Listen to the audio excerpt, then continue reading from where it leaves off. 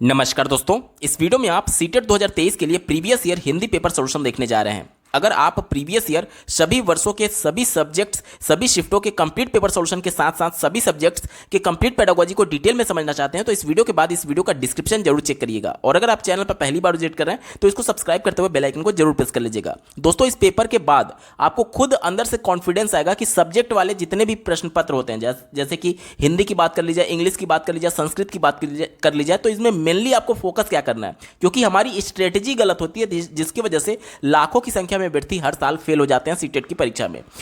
चलिए आज के इस महत्वपूर्ण वीडियो को शुरू करते हैं। प्रश्न संख्या 91 से लेकर के 99 तक यहां पर देख पा रहे होंगे एक पैराग्राफ पर आधारित प्रश्न पूछे गए हैं। पैराग्राफ के प्रश्नों को सॉल्व करने की सबसे अच्छी विधि यह है कि सबसे पहले आप प्रश्नों पर एक बार नजर डालिए, उसके बाद जब आप पैराग्राफ पढ़ेंगे तो आपको एग्जैक्टली पता होता है कि आपको पैराग्राफ में ढूंढना क्या है, तो आपका समय भी बचेगा और एग्जैक्टली आप उस पॉइंट पर क्लिक कर पाएंगे जो कि आपसे पूछा गया है। ठीक है, चलिए मैं आपको बताता हूं कैसे आपको सॉल्व करना है पैराग्राफ के प्रश्नों को। पहला प्रश्न इस पर आधारित आप अपने स्क्रीन पर देखिए, इनमें से किसे गांधी जी ने अपना लक्ष्य नहीं बनाया। ठीक है, दूसरा प्रश्न पूछा गया था, अनुच्छेद के अनुसार किसे अपने व्यवहार का हिस्सा बनाना चाहिए। ठीक है, अगला प्रश्न पूछा गया है, गांधी जी विश्व नेता बने क्योंकि। और इस पर आधारित जो अंतिम प्रश्न है आप अपने स्क्रीन पर देखिए, महावीर, बुद्ध, क्राइस्ट, नानक व गांधी जी में क्या समानता है। ठीक है, चलिए अगले प्रश्न पर चलते हैं।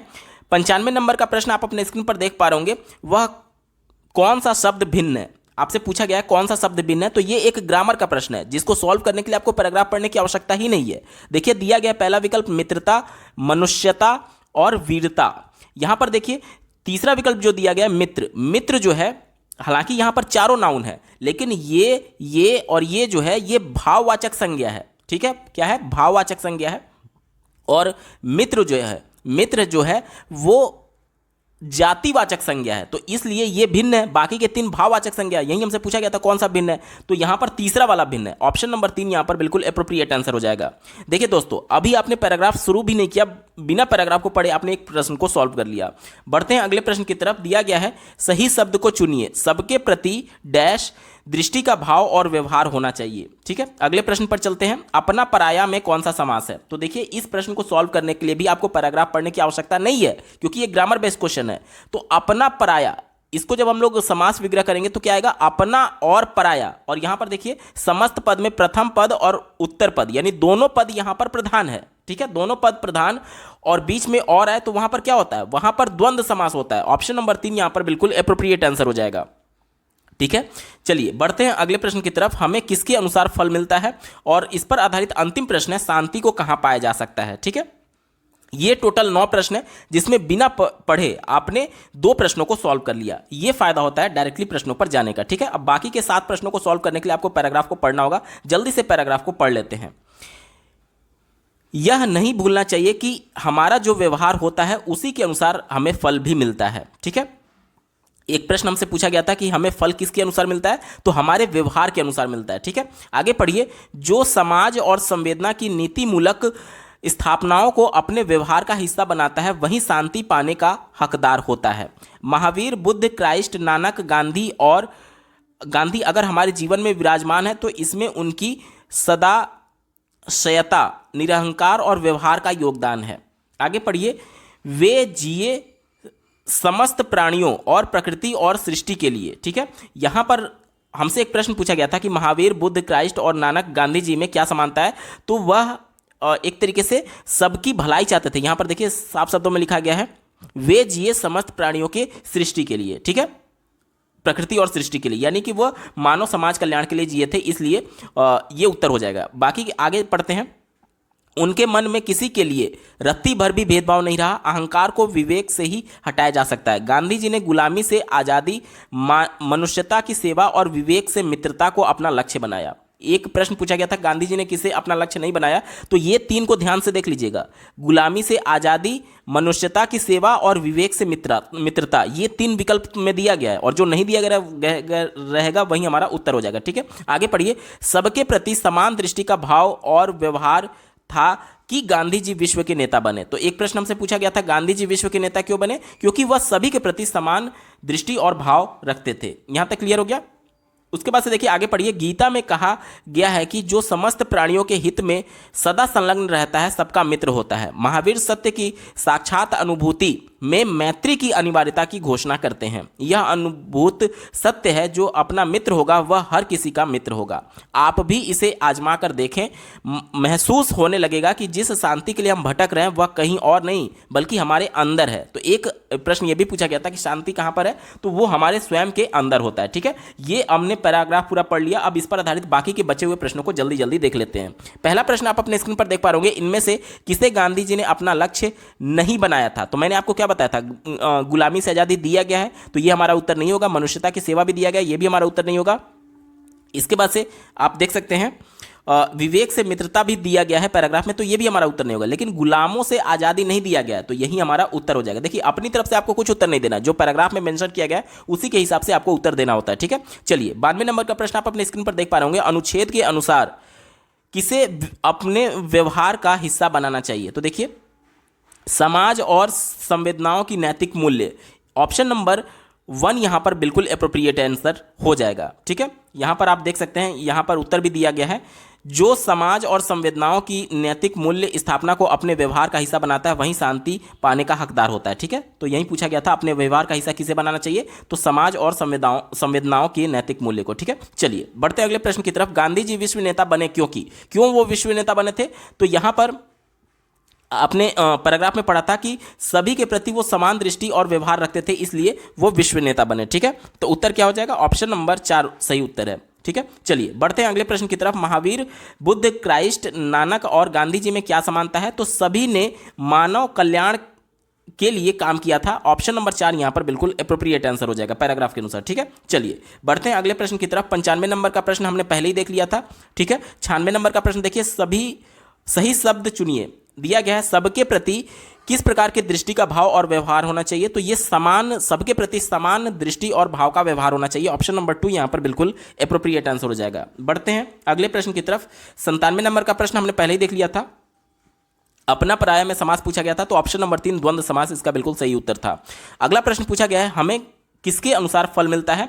तो हमें अपने व्यवहार के अनुसार फल मिलता है। पहले ही लाइन में इसका उत्तर दिया गया था। ठीक है, हमें अपने व्यवहार के अनुसार फल मिलता है। ऑप्शन नंबर 2 यहां पर बिल्कुल एप्रोप्रिएट आंसर है। अगला प्रश्न पूछा गया है, शांति को कहां पाया जा सकता है? तो पैराग्राफ के सबसे अंतिम लाइन में दिया गया था कि शांति अपने अंदर ही होता है, यानी कि स्वयं के अंदर पाया जा सकता है। ऑप्शन नंबर 1 यहां पर बिल्कुल एप्रोप्रिएट आंसर है। दोस्तों ये सही तरीका है पैराग्राफ के प्रश्नों को सॉल्व करने का। एक तो आपका समय भी बचेगा और जो ग्रामर बेस्ड क्वेश्चन होते हैं उसको आप डायरेक्टली सॉल्व कर पाएंगे, बिना पैराग्राफ पढ़े आपको समय व्यतीत करने की आवश्यकता नहीं है। ठीक है, ये सही तरीका है। चलिए अब बात करेंगे अगले प्रश्न की तरफ। यहां पर देख सकते हैं आप 100 से लेकर के 105 तक दिए गए कविता पर आधारित प्रश्नों को पूछा गया है। इसके भी प्रश्नों को सॉल्व करने के लिए सबसे पहले हम लोग प्रश्नों को देखेंगे, उसके बाद कविता को पढ़ करके इसका उत्तर ढूंढेंगे। ठीक है, पहला प्रश्न आप अपने स्क्रीन पर देख पा रहे होंगे, कविता में नीति धर्म की ज्योति प्रखर करने के लिए कहा गया है ताकि।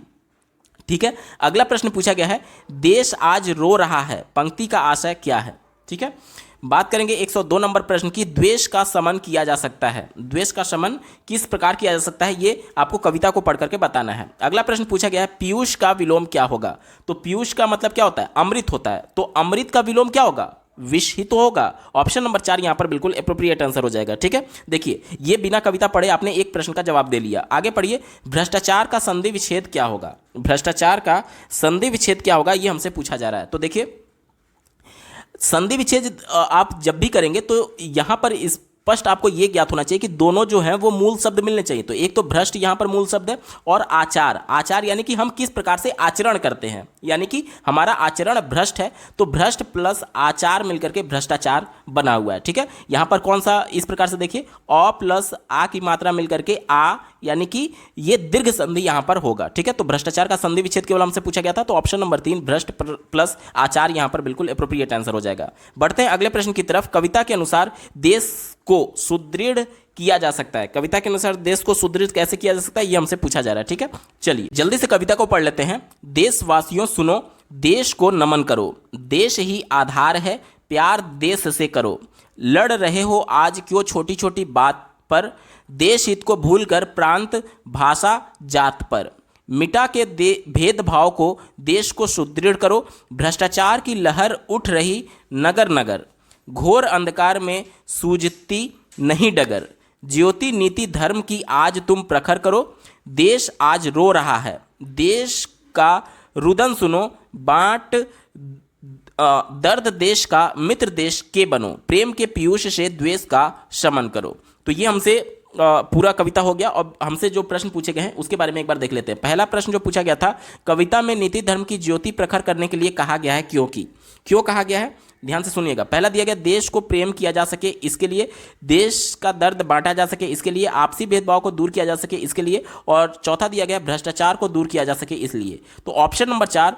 भ्रष्टाचार यहां पर बिल्कुल एप्रोप्रिएट आंसर हो जाएगा कविता के अनुसार। ठीक है, चलिए बढ़ते हैं अगले प्रश्न की तरफ। देश आज रो रहा है पंक्ति का आशय क्या है? देश आज क्यों रो रहा है ये हमसे पूछा जा रहा है। तो देखिए, देश में अशांति का वातावरण है, इसलिए इस सेंस में ये कहा गया है कि देश आज रो रहा है। ऑप्शन नंबर 2 यहां पर बिल्कुल एप्रोप्रिएट आंसर हो जाएगा। ठीक है, चलिए बात करेंगे प्रश्न संख्या 102 की। आप अपने स्क्रीन पर देख पा रहे होंगे, द्वेष का शमन किया जा सकता है। किस प्रकार से द्वेष का शमन किया जा सकता है? तो लास्ट लाइन में लिखा गया था, प्रेम से द्वेष का शमन करो। तो ऑप्शन नंबर 1 यहां पर बिल्कुल एप्रोप्रिएट आंसर हो जाएगा। बात करेंगे प्रश्न संख्या 103 की, जिसका उत्तर हमने पहले ही देख लिया था, पीयूष का क्या हो जाएगा?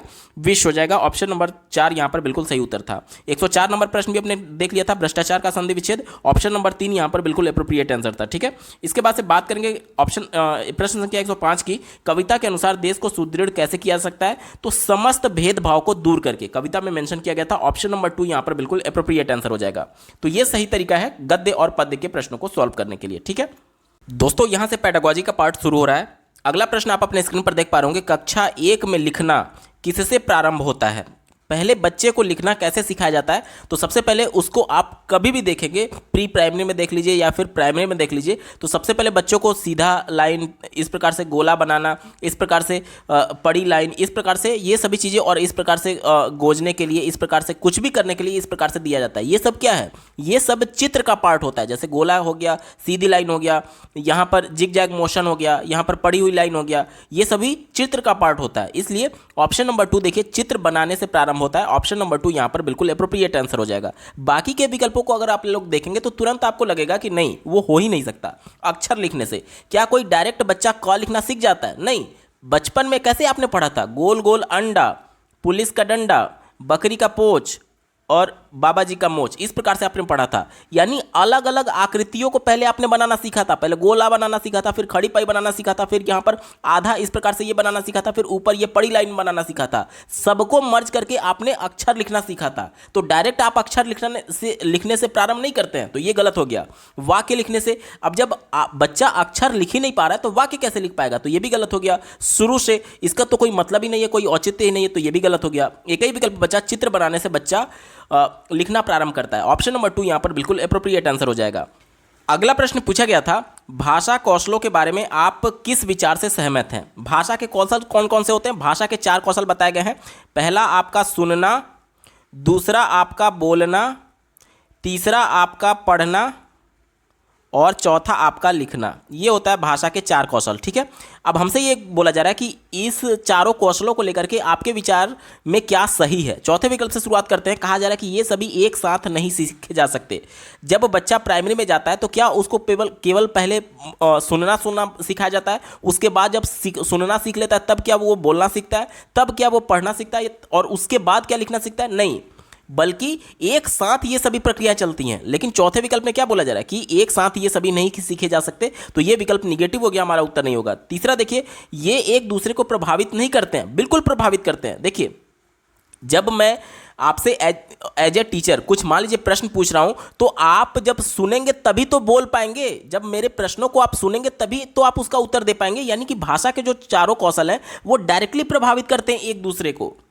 अगर मैं पढ़ना ना सीख पाऊँ, अगर मैं यहाँ पर ना लिख पाऊँ कि ये क लिखा हुआ है, तो जब मैं लिखने जाऊँगा तो क्या मैं क को बना पाऊँगा? नहीं बना पाऊँगा। इसीलिए आपने देखा होगा एक मूवी तारे ज़मीन पर, जिसमें जो बच्चा मेन कैरेक्टर था वो बी और डी में इस प्रकार से डिफरेंस नहीं कर पा रहा था, पढ़ नहीं पा रहा था। जब पढ़ नहीं पाएगा तो जाहिर सी बात है लिख भी नहीं पाएगा। क्यों? क्योंकि वह इस अल्फ़ाबेट को, इस अक्षर को पहचान ही नहीं पा रहा है। तो जब नहीं पहचान पा रहा है तो उसे लिखेगा कैसे? जब भी हम लोग कुछ लिखते हैं तो उसकी एक इमेज जीन पियाजे के सिद्धांत के अनुसार हमारे स्कीमा में सेव है, यानी कि उसका एक इमेज हमारे माइंड में सेव है। और जब हमसे कहा जाता है कि ये अक्षर लिखिए या फिर कुछ भी लिखिए, तो हम हमारा माइंड जो है वो हमें सिग्नल भेजता है कि क इस प्रकार से बनेगा। तो ये कैसे हम लोग लिख पा रहे हैं? जब हमने पढ़ करके उसको सीख लिया तभी, और पढ़ करके सीख लिया यानी कि हमारे माइंड में उसका एक इमेज बना हुआ है, ठीक है। यानी कि लिख आप तभी पाएंगे जब आप पढ़ना सीखेंगे। तो ये कह रहा है तीसरा विकल्प कि ये एक दूसरे को प्रभावित नहीं करते हैं, जो कि गलत है। ये डायरेक्टली एक दूसरे को प्रभावित करते हैं, ठीक है। चलिए दूसरा, पहला विकल्प देखिए, एक निश्चित क्रम में सीखे जाते हैं, तो ये भी निगेटिव है। अब वही मैं आपको समझाने की कोशिश कर रहा हूं कि ऐसा थोड़ी है कि आप जब सुनना सीखेंगे तो उस समय लिखना नहीं सीख रहे होंगे, या फिर बोलना सीखेंगे तो उस समय पढ़ना नहीं सीख रहे होंगे। ये पॉजिटिव जरूर है कि अचानक से बच्चा डायरेक्ट लिखना नहीं सीखेगा। जब बच्चा जन्म लेता है तो पहले सुनता है, उसके बाद कुछ समय बाद वो बोलने योग्य होता है, और उसके बाद से कुछ अक्षर को देख करके वो पहचानने लगता है और अंत में लिखना शुरू करता है। लेकिन यहाँ पर ध्यान देने वाली ये बात है कि भाषा के कौशल के बारे में बात करनी है। जब हम लोग भाषा की बात करते हैं, विद्यालय की बात करते हैं, तो यहां पर ध्यान दीजिएगा, प्राइमरी लेवल के पेपर को हम लोग सॉल्व कर रहे हैं, तो यहां पर यह माना जाएगा कि बच्चा एटलीस्ट 6 साल का है। 6 साल का है तभी तो प्राइमरी में जाएगा। जब बच्चा 6 साल का है तो किसी भी भाषा की बात की जाएगी तो यहां पर भाषा का अधिगम होगा, ना कि अर्जन होगा। क्योंकि भाषा का अधिगम क्या होता है? जो बच्चे अपने प्रयास के माध्यम से भाषा को सीखते हैं। और भाषा का अर्जन क्या होता है? बिना सचेतन प्रयास के। जैसे आपका जन्म जब आपके परिवार में हुआ होगा तो आपके माता पिता आपको ग्रामर थोड़ी पढ़ाए होंगे हिंदी बोलना सीखने के लिए। वो तो आपने अपने माता पिता और अपने आस पड़ोस के लोग, समुदाय के लोगों को सुनते सुनते उन्हीं की तरह रिएक्ट करने लगे और उस भाषा को सीख लिए। यानी बिना किसी ग्रामर के, बिना किसी सचेतन प्रयास के जो भाषा सीखी जाती है उसे हम लोग भाषा अर्जन कहते हैं। और जब हम प्रयास के माध्यम से व्याकरण के नियमों के अंतर्गत औपचारिक तरीके से विद्यालय में भाषा को सीखते हैं तो उसे भाषा का अधिगम बोला जाता है, ठीक है। तो जब भाषा का अधिगम होता है, जब भाषा का अधिगम होता है तो वो एक निश्चित क्रम में नहीं होता है। कहने का मतलब कि एक तरीके से आप कह सकते हैं कि चारों प्रक्रियाएं एक साथ चलती हैं, ठीक है। चारों प्रक्रियाएं एक साथ चलती है। ऐसा नहीं है कि पहले केवल बच्चे को सुनना सिखाया जाएगा, उसके बाद बोलना सिखाया जाएगा, उसके बाद पढ़ना सिखाया जाएगा, अंत में लिखना। चारों प्रक्रियाएं एक साथ चलती हैं,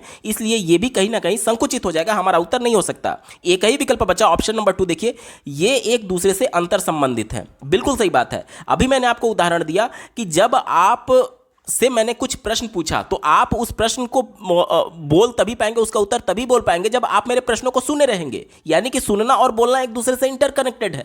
यही तो बोला जा रहा है कि ये एक दूसरे से अंतर संबंधित हैं। और अगर बच्चा डायरेक्टली नहीं लिख पाएगा, अगर वो अक्षरों को नहीं पढ़ पा रहा है, तो यानी ये सभी एक दूसरे से इंटरकनेक्टेड होते हैं। ऑप्शन नंबर 2 यहां पर बिल्कुल एप्रोप्रिएट आंसर हो जाएगा।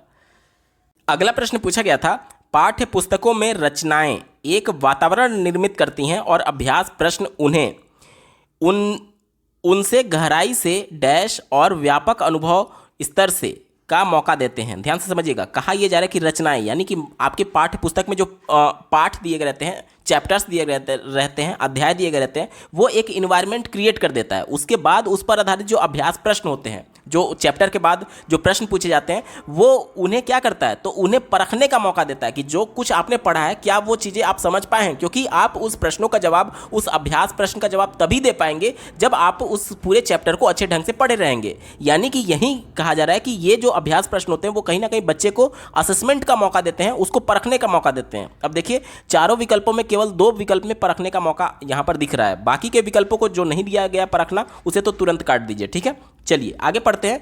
परखने उनसे गहराई से क्या चीज करने? जुड़ने का मौका देता है। यहां पर जूझना नहीं होगा, ठीक है, बल्कि जुड़ना होगा, तो यह भी गलत हो गया।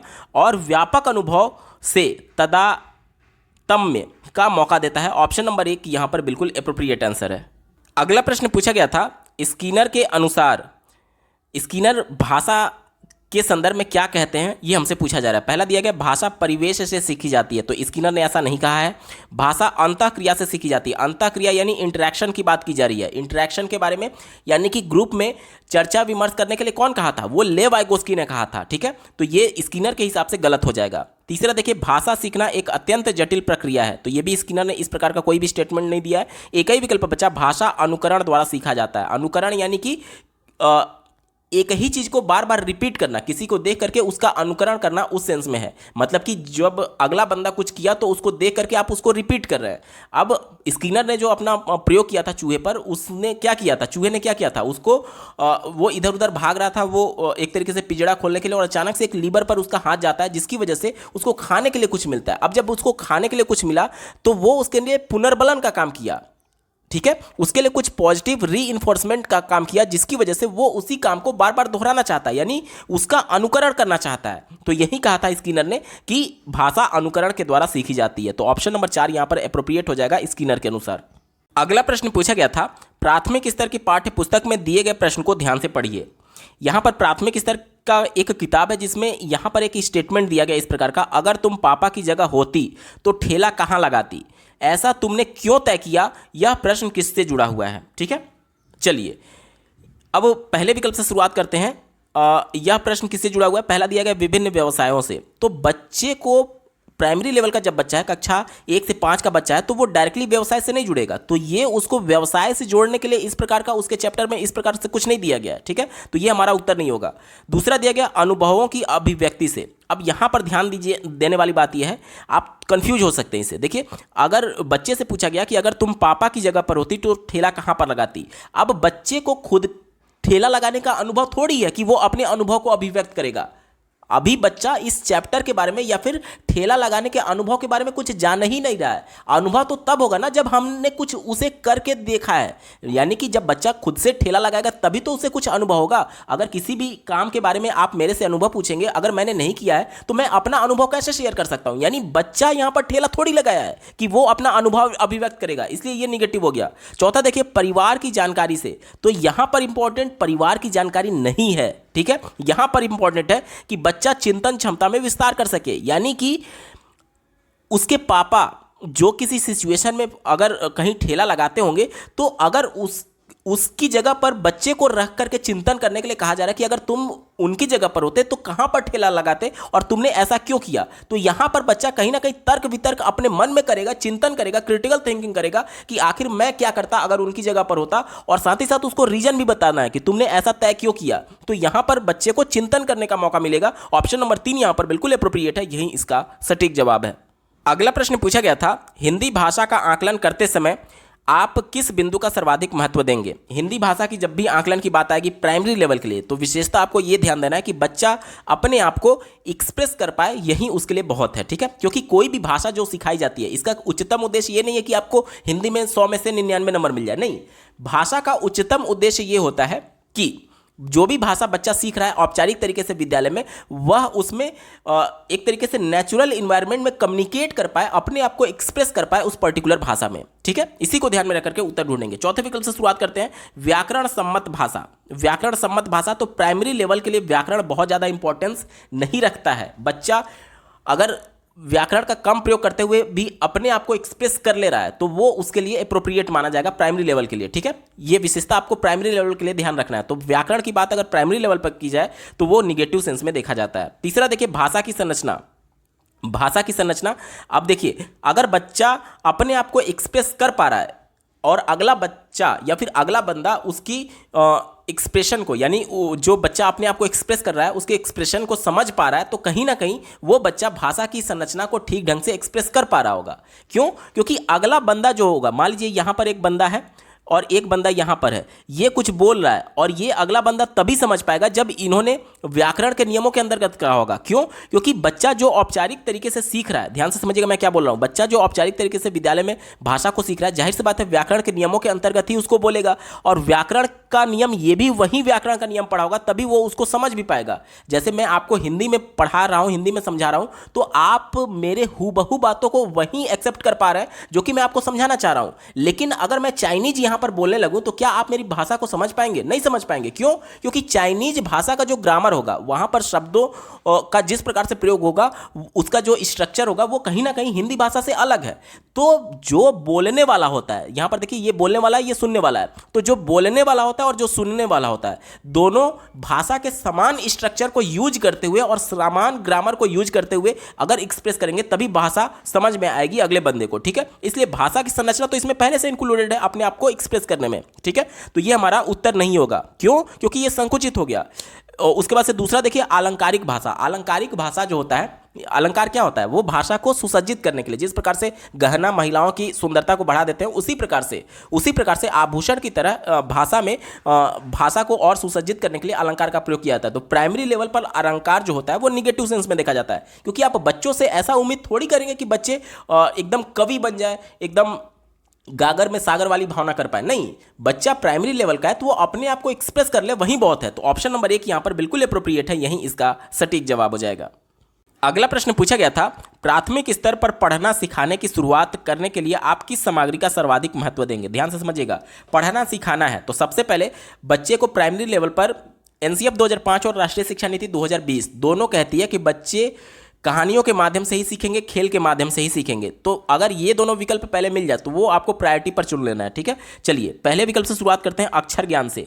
अब बच्चे को पहले पढ़ना सिखाना है तो ऐसा थोड़ी है कि डायरेक्टली आप अक्षर से ही सिखाने लगेंगे। पहले आप उसको खड़ी पाई और ये सभी चीज़ों को पहचानना सिखाएंगे, हाथी घोड़े कुत्ते बिल्ली ये सब उसके परिवेश से देखेगा तब वो सभी चीज़ों को जानेगा। डायरेक्टली अक्षर ज्ञान से शुरू नहीं किया जाता है, तो ये निगेटिव हो गया। वर्णमाला की बात की जा रही है, वर्णमाला कैसे बना हुआ है? वर्णों की माला, ये अक्षर ही तो इसमें होते हैं, तो ये वर्णमाला भी निगेटिव हो जाएगा। शुद्ध उच्चारण की बात की जा रही है। देखिए बच्चा जब परिवार में जन्म लेता है तो वो टूटी फूटी भाषा बोलता है, जैसे कि कुछ तुतला के बोलता है, लेकिन इसका कतई भी मतलब ये नहीं है कि वो गलत बोला है, नहीं, वो अपने स्तर पर बिल्कुल सही बोलने की प्रयास कर रहा है, लेकिन जो मुख के अवयव होते हैं उसका उस पर उस समय तक कंट्रोल नहीं हो पाता है, जिसकी वजह से जो मुख की जिस अवयव से वायु निकलनी चाहिए उस अवयव से वायु सटीक ढंग से नहीं निकल पाती है, जिसकी वजह से अक्षरों का उच्चारण ठीक ढंग से नहीं हो पाता है। तो हम बच्चे से डायरेक्टली शुद्ध उच्चारण की उम्मीद नहीं करना चाहिए। अगर ऐसा करेंगे तो निश्चित तौर पर बच्चा सही ढंग से नहीं बोल पाएगा। क्यों? क्योंकि बच्चे शुरुआत में प्रॉब्लम करेंगे ही करेंगे, क्योंकि आपने पढ़ा होगा अधिगम का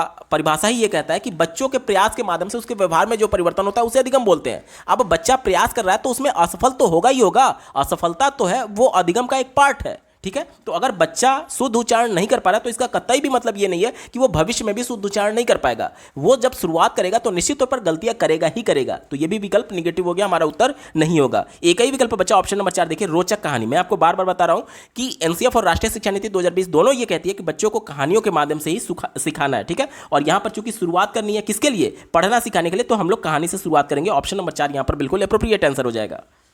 अगला प्रश्न पूछा गया था, सलमा पहली कक्षा में पढ़ती है, वह किताब शब्द को कतब लिखती है, सलमा को लिखने का यह तरीका क्या दर्शाता है? ध्यान से समझिएगा, कक्षा 1 में बच्ची पढ़ रही है जिसका नाम सलमा है, तो वो किताब को कतब लिख देती है, तो ये क्यों ऐसा कर रही है, ये क्या दर्शाता है, ये हमसे पूछा जा रहा है, ठीक है। चौथे विकल्प से शुरुआत करते हैं, दिया गया है लापरवाही। कोई भी ऐसा विकल्प जो कि बच्चे को कमतर आंके उनको लापरवाह बताए, उनको गैर जिम्मेदार बताए, वो हमेशा निगेटिव होता है। क्यों? क्योंकि बच्चे प्राइमरी लेवल के हैं, वो सीखने के लिए बहुत ज़्यादा उनमें जिज्ञासु वो होते हैं, तो बच्चे की रुचि को बरकरार रखा जाए एज ए टीचर, ये हमारी जिम्मेदारी होती है। यानी बच्चे लापरवाह नहीं है, अगर सही विधि से हम लोग पढ़ाएंगे तो निश्चित तौर पर बच्चा उसमें रुचि लेगा और चीज़ों को जिम्मेदारी से करता है, ठीक है। लापरवाही उसके लिए हमेशा निगेटिव होगा। किसी भी प्रश्न में अगर प्रश्न पॉजिटिव सेंस में पूछा गया तो इस प्रकार के वर्ड्स जो कि बच्चे के बारे में निगेटिव बताए वो हमेशा गलत होता है, ठीक है। चलिए तीसरा दिया गया नियंत्रित लेखन। नियंत्रित लेखन का मतलब क्या होता है कि किसी के कंट्रोल में लिखना, जैसे कि अगर बच्चे को श्रुत लेख कराया जा रहा है तो उसका जो लेखन है वो कंट्रोल किसके द्वारा किया जा रहा है? टीचर के द्वारा किया जा रहा है, यानी किसी ना किसी से कंट्रोल्ड वे में लिखना नियंत्रित लेखन कहलाता है। तो यहां पर कोई भी टीचर उसको नहीं बोला जा रहा है, टीचर के द्वारा नहीं बोला गया कि किताब को कतब लिखो, बच्ची अपने मन से लिख रही है, तो ये नियंत्रित लेखन के अंतर्गत नहीं आएगा। पहला दिया गया अज्ञानता। देखिए मैं फिर बता रहा हूं कि यहां पर अज्ञानता शब्द जो है वो बच्चे के बारे में निगेटिव वर्ड बताया जा रहा है, इसलिए कोई भी ऐसा विकल्प जो कि बच्चे के बारे में निगेटिविटी बताए, निगेटिव बताए, वो हमेशा गलत होगा, हमारा उत्तर नहीं होगा। एक ही विकल्प बचा ऑप्शन नंबर 1। देखिए स्ववर्तनी, स्व मतलब अपना और वर्तनी मतलब कि उस बच्चे के द्वारा अपना खुद का वर्तनी, यानी कि वो किताब को कतब पढ़ ली है इसलिए वो किताब को कतब ही लिख रही है। ऑप्शन नंबर 1 यहां पर बिल्कुल एप्रोप्रिएट है, यही इसका सटीक जवाब हो जाएगा। अगला प्रश्न पूछा गया था, सामाजिक अंतःक्रिया से भाषा सीखने का समर्थन किसने किया है? तो अभी मैं आपको बता ही रहा था, इसके कुछ एक आध प्रश्न पहले ही ये प्रश्न आया था स्किनर वाले में, मैंने आपको बताया था कि सामाजिक अंतःक्रिया यानी इंटरेक्शन के बारे में किसने कहा है? ये लेव वाइगोस्की ने कहा है। ऑप्शन नंबर 3 यहां पर बिल्कुल एप्रोप्रिएट आंसर हो जाएगा। अगला प्रश्न पूछा गया था, द्विभाषिकता और डैश उपलब्धियों का गहरा सकारात्मक संबंध पाया जाता है। द्विभाषिकता का मतलब होता है कि जिसे दो भाषा कम से कम बोलने आ रहा हो, और साथ ही साथ किसका उपलब्धियों का गहरा सकारात्मक संबंध पाया जाता है? तो ये विद्वत का। विद्वत का मतलब क्या होता है? इसका मतलब होता है उच्च शिक्षित, यानी कि जो दो भाषाओं को बोल ले रहा हो और जो उच्च शिक्षित है, उपलब्धियों का गहरा सकारात्मक संबंध पाया जाएगा, ठीक है। ऑप्शन नंबर 2 यहां पर बिल्कुल एप्रोप्रिएट आंसर हो जाएगा। क्योंकि अन्य विकल्पों को आप जब देखेंगे, व्यावसायिक, जब बच्चा पढ़ा लिखा रहेगा तभी व्यवसाय कर सकता है। साहित्यिक, जब उसमें ज्ञान होगा तभी तो साहित्यिक क्षेत्र में भी आगे बढ़ेगा। अब ऐसा नहीं है कि जो पढ़ा लिखा नहीं है, जब जाहिर सी बात है जब आप पढ़े लिखे रहेंगे तभी आपके अंदर शब्दों के भंडार रहेंगे और तभी आप साहित्य में अच्छा प्रदर्शन भी कर पाएंगे। इसके अलावा वैज्ञानिक की बात करें तो वैज्ञानिक भी कम से कम पढ़े लिखे होने चाहिए, विद्वान होने चाहिए, विद्वत होने चाहिए। वहीं बोला जा रहा है द्विभाषिकता और विद्वत उपलब्धियों का गहरा सकारात्मक संबंध पाया जाता है। विकल्प नंबर 2 यहाँ पर बिल्कुल एप्रोप्रिएट आंसर है। अगला प्रश्न पूछा गया था, प्राथमिक स्तर पर पढ़ाते समय आप हिंदी भाषा संबंधी किस पक्ष पर सर्वाधिक बल देंगे? प्राथमिक की बात की गई है कक्षा 1 से 5। तो मैं आपको पहले भी बता चुका हूं कि व्याकरण वाला जो भी विकल्प कहेगा वो हमेशा निगेटिव के सेंस में देखना होगा आपको प्राइमरी के लिए, ठीक है। उसके बाद से दिया गया भाषा ज्ञान। तो देखिए, किताबी ज्ञान अगर केवल बच्चे को है तो वो उसके लिए इंपॉर्टेंट नहीं है। भाषा बच्चे को सिखाया ही इसलिए जाता है ताकि वो अपने दैनिक जीवन में अपने आप को एक्सप्रेस करने के लिए उसका प्रयोग कर पाए। यानी भाषा ज्ञान से ज़्यादा इंपॉर्टेंट क्या है? भाषा प्रयोग है। यानी बच्चा भाषा का प्रयोग कर ले रहा है, यानी उसे भाषा का ज्ञान है। तो यानी ये तीसरा वाला पहले से ऑप्शन नंबर 4 में इंक्लूडेड है, इसलिए ऑप्शन नंबर 4 यहाँ पर सबसे ज़्यादा अप्रोप्रिएट होगा और यही इसका सटीक जवाब है। अगला प्रश्न पूछा गया था, मौखिक भाषा का आकलन किसके आधार पर सर्वाधिक बल देता है? मौखिक भाषा का आकलन आप किस आधार पर करेंगे, ये हमसे पूछा जा रहा है। ध्यान से समझिएगा, मैं आपको बार बार क्या बता रहा हूँ, मैं आपको ये बता रहा हूँ कि हिंदी भाषा में सिर्फ इतना ध्यान दिया जाता है प्राइमरी में कि बच्चा अपने आप को एक्सप्रेस कर पाए। यानी कि अगला बंदा जो कुछ भी उस बच्चे की बातों को सुन रहा है, उसकी बातों को सुन करके उसका अर्थ समझ पाए कि हाँ बच्चा क्या बोलना चाह रहा है। अब अगर मान लीजिए बच्चा बोला कि मैं खाना खा लिया, विद्यालय में बहुत तेज बारिश होने लगी, विद्यालय से मेरे पिता ने मुझे घर ले आए, विद्यालय जाते समय मैंने एक लड़के को देखा। यहाँ पर क्या कुछ समझ में आ रहा है? सुनने पर नहीं आ रहा है। क्यों? क्योंकि बच्चा जो है वो क्रम से अपने आप को एक्सप्रेस नहीं कर रहा है। यहाँ पर इंपॉर्टेंस ये है कि अगला बंदा बच्चे की भावनाओं को, उसके एक्सप्रेशन को तभी समझ पाएगा जब बच्चा एक निश्चित क्रम में बताएगा कि हाँ घटनाएं किस क्रम में घटित हुई हैं। यानी कि किसी भी बात को समझने के लिए विचारों का क्रमबद्ध होना बहुत इंपॉर्टेंट है, ठीक है। इसी को ध्यान में रख करके उत्तर ढूंढेंगे, क्योंकि मौखिक भाषा की बात की गई है, बच्चा बोल करके ही अपने आप को एक्सप्रेस करेगा। चलिए चौथे विकल्प से शुरुआत करते हैं, संस्कृत निष्ठ शब्दों का प्रयोग। संस्कृत निष्ठ शब्दों का प्रयोग, तो ये विकल्प निगेटिव है। ये विकल्प निगेटिव है क्योंकि ऐसा जरूरी नहीं है कि बच्चा संस्कृत से युक्त शब्दों का ही प्रयोग करे, ठीक है। ये विकल्प निगेटिव हो गया। धारा प्रवाह की तीव्रता, ये भी इंपॉर्टेंस नहीं है। प्राइमरी लेवल पर धारा प्रवाह इंपॉर्टेंस नहीं है। ऐसा नहीं है कि बच्चे खूब फ्लुएंटली बोले, तो ये जरूरी नहीं है। बच्चा अपने आप को सही ढंग से बस एक्सप्रेस कर पाए, ये इंपॉर्टेंट है, ठीक है। तो ये गलत हो गया। उच्चारणगत शुद्धता, अब मान लीजिए बच्चा सही से उच्चारण तो कर ले रहा है शब्दों का, लेकिन अलग अलग इस प्रकार से रिप्रेजेंट कर रहा है ताकि कि अगला बंदा उसकी भावनाओं को समझ ही नहीं पा रहा है। मतलब कि प्रत्येक शब्द को सही बोल रहा है लेकिन उच्चारण सही कर रहा है, लेकिन वो विचारों में क्रमबद्ध नहीं है, तो अगला बंदा उसकी बातों को नहीं समझ पाएगा। यानी कि इससे ज़्यादा इंपॉर्टेंट ये है दूसरा वाला, और ये वाला जो है पहले से इसमें इंक्लूडेड है, इसलिए ये संकुचित हो जाएगा। ऑप्शन नंबर 2 यहाँ पर ब्रॉड सेंस में हो जाएगा। ऑप्शन नंबर 2 यहाँ पर बिल्कुल एप्रोप्रिएट आंसर है। अगला प्रश्न पूछा गया था, हम भाषा के माध्यम से डैश और डैश भी करते हैं। तो हम भाषा के माध्यम से सोचते हैं और महसूस करते हैं। कैसे भाषा के माध्यम से सोचते हैं? आप अपने मन में कुछ भी सोच रहे हैं तो आप कैसे सोचते हैं अपने मन में? जैसे कि मान लीजिए कल आपकी सीटेट की परीक्षा है, तो आज रात में आप सोचते हैं कि मुझे एडमिट कार्ड रख लेना है, मुझे अपना एक आईडी प्रूफ रख लेना है। तो ये सोच रहे हैं और साथ ही साथ आप भाषा का प्रयोग ही तो कर रहे हैं। तो वहीं बोला जा रहा है कि हम भाषा के माध्यम से सोचते हैं और साथ ही साथ महसूस भी करते हैं भाषा के माध्यम से, ठीक है। ऑप्शन नंबर 4 यहाँ पर बिल्कुल एप्रोप्रिएट आंसर हो जाएगा। अगला प्रश्न पूछा गया था, भाषा सीखने सिखाने का दायरा इतना बड़ा होना चाहिए कि डैश से उसका नाता ना टूटे। तो यहाँ पर देखिए व्याकरण की बात करें प्राइमरी लेवल के लिए तो मैं बता चुका हूँ निगेटिव मानिएगा।